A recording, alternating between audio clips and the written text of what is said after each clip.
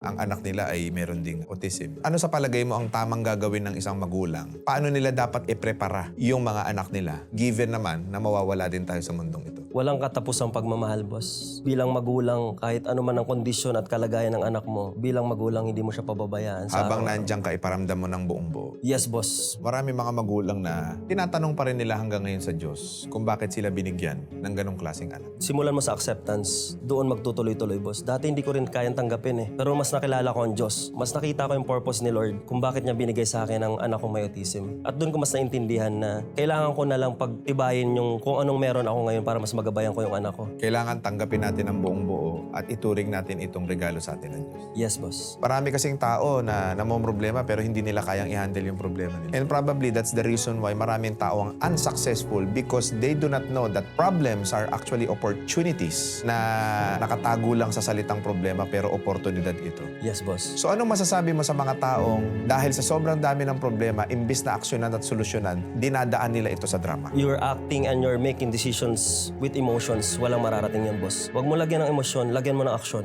Ang ganda no sinabi mo.